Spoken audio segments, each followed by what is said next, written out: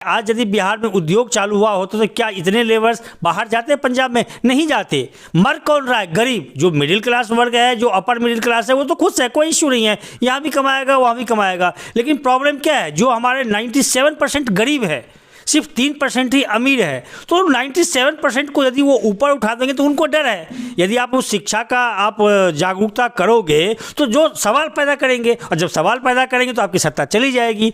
तो वो कम। अब देखिए, जो शिक्षा की व्यवस्था है बिहार के अंदर, मैं बताना चाहूँगा पहली बात आपको क्या है।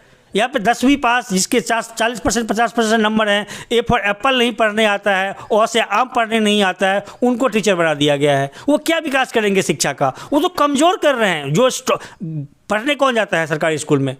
छोटे कास्ट के लड़के जाते हैं जिनके पास पैसे नहीं होते हैं। तो वो क्या पढ़ाएंगे? कैसे मजबूत होगा हमारी शिक्षा व्यवस्था? नमस्कार, मैं हूँ रितेश कुमार, और अभी हम जिस शख्स से बात करने जा रहे हैं वो किसी परिचय के मोहताज नहीं है। लगातार पिछले 6 वर्षों से समाज सेवा के क्षेत्र में कार्य कर रहे हैं, और इनके नाम की गूंज शहर से लेकर गांव-गांव तक, चौक चौराहे से लेकर के युवा और महिलाओं के बीच काफ़ी सुनने को मिल रहा है। लगातार युवाओं में ज़बरदस्त क्रेज देखा जा रहा है, और जहां कहीं भी जाते हैं तो इनके नाम की चर्चा हर तरफ देखने को मिलती है। लगातार ये शिक्षा, स्वास्थ्य के साथ साथ खेल के क्षेत्र में भी लगातार रुचि ले रहे हैं। जगह जगह जा कर के वहाँ पर मैच का उद्घाटन के साथ साथ युवाओं को अपने संदेश में जो है बता भी रहे हैं, और युवाओं को एक आईना दिखा रहे हैं कि हमारा बिहार कैसा हो, हमारा समाज कैसा हो, हमारा गांव कैसा हो, हमारे गांव का विकास कैसा हो। वो शख्स अभी हमारे साथ बातचीत करने के लिए मौजूद हैं। मैं इनको मधुबनी गुड न्यूज़ में बहुत बहुत स्वागत करता हूं। ये हैं संतोष झा जी। बहुत धन्यवाद रितेश जी आपका। सर, आप किस उद्देश्य के साथ समाज सेवा कर रहे हैं, थोड़ा सा इस पर अपना प्रकाश डालिए। देखिए, बेसिकली मैं ये बताना चाहूँगा कि ये जो मेरा मानना है, मैं 8 साल से इस समाज सेवा क्षेत्र में, सिर्फ मधुबनी डिस्ट्रिक्ट में मैं सेवा दे रहा हूँ। मैं जो सोचता हूँ, जो बिहार कहाँ से क्या था, आज से जो इसका इतिहास है बिहार का बहुत गौरवशाली रहा है। यहाँ पर जितने भी विद्वान पुरुष जन्म लिए हैं, चाहे वो अशोक हो, मौर्य हो, चाणक्य हो, कितने भी लोग यहाँ पे आए, जिस चीज़ बिहार के जिस चीज़ के नाम है वो चीज़ अब रहा नहीं है। राजनीतिक गलियारों में आप सब जानते हैं, जब से चाहे वो किसी जगन्नाथ बाबू की सरकार रही हो, चाहे आदरणीय लालू जी की सरकार रही हो, या विगत 23-18 सालों से जो नीतीश बाबू की सरकार, सुशासन बाबू की सरकार चल रही है, उनकी सरकार हो, आप यदि विकास की बात करेंगे तो कहीं विकास नहीं है। आप किस क्षेत्र की विकास की बात कर रहे हैं?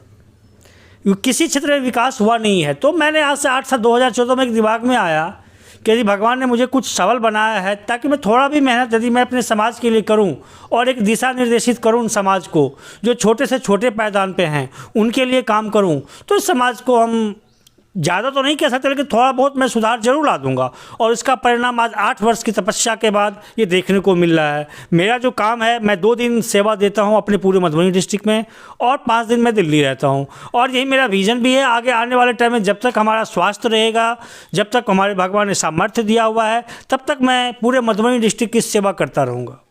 जब आप समाज में जाते हैं और क्षेत्र में जाते हैं तो क्या लगता है बिहार का जो अतीत था और वर्तमान है, वर्तमान में बिहार के हालात कैसे हैं?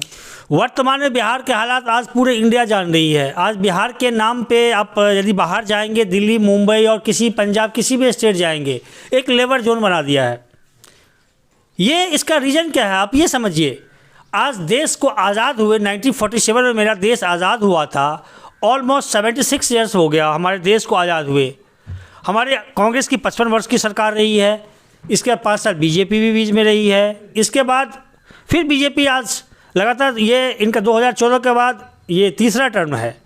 अब ये दूसरा टर्म है इनका। अब ये देखिए, जहां हम विकास की बात कर रहे हैं तो वो विकास है नहीं। मैं पर्टिकुलर बिहार की बात कर रहा हूँ। यहाँ पर जितने भी लोग हैं, मैं पर्टिकुलर मिथिला की बात कर रहा हूँ, ये लेबर जोन है।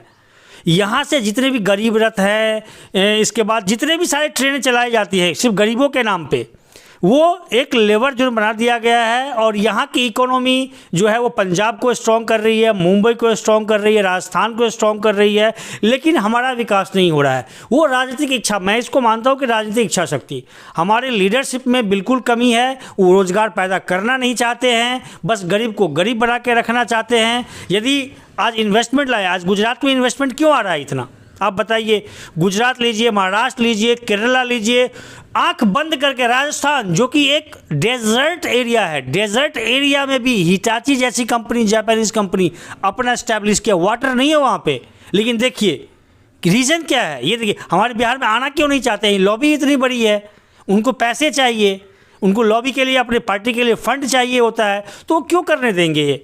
तो विकास तो यहाँ जा रहा है, तो जो गरीब है और गरीब होते जा रहे हैं। अब ऐसा नहीं चलेगा, जनता जागरूक हो चुकी है और आने वाले समय में 2024 और 2025 के चुनाव में दोनों में इसका जो परिणाम वो देखने को जरूर मिलेगा। सियासत में हमेशा से ही विरासत का हमेशा बोलबाला रहा है, क्या लगता है अब ये विरासत की जो परंपरा है वो टूटती नजर आ रही है? जी हाँ, बिल्कुल, मैं ये बिल्कुल दावे के साथ कह सकता हूँ, जो विरासत की परंपरा है वो टूटने के कगार पे ही है। जनता जान चुकी है, सब अपना पेट भरने के लिए यहाँ तैयार रहते हैं, गरीब का भला कोई चाहते नहीं है। हमारा राज्य का भला कैसे हो, हमारे देश का भला कैसे हो, कोई नहीं सोचता है, सिर्फ अपने लिए ही सोचता है।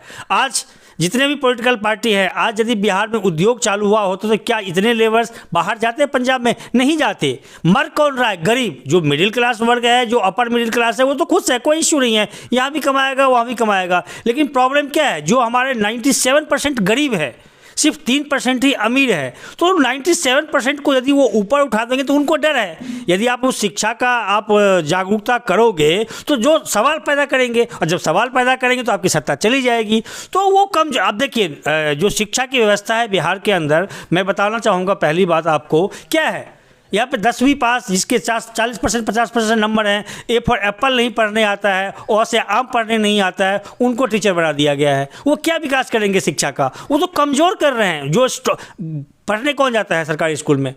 छोटे कास्ट के लड़के जाते हैं, जिनके पास पैसे नहीं होते हैं, तो वो क्या पढ़ाएंगे? कैसे मजबूत होगा हमारी शिक्षा व्यवस्था? जब तक हम नीचे पायदान से उसको ऊपर उठाने की कोशिश नहीं करेंगे, तब तक हम किसी भी देश का, किसी भी राज्य का, किसी भी प्रांत का निर्माण नहीं कर सकते हैं, क्योंकि पॉसिबल ही नहीं है। तो हम ये कहेंगे कि शिक्षा और स्वास्थ्य दोनों पे गवर्नमेंट को बल देना चाहिए। रोजगार तो अपने आप आ जाएगा, शिक्षा स्ट्रांग रहेगी, हमारा गुणवत्ता सही रहेगा, तो डेफिनेटली हमारे पास रोजगार भी आएंगे, इन्वेस्टमेंट भी आएगी, और इस हिसाब से हमारा देश और हमारा राज्य तरक्की की ओर बढ़ेगा।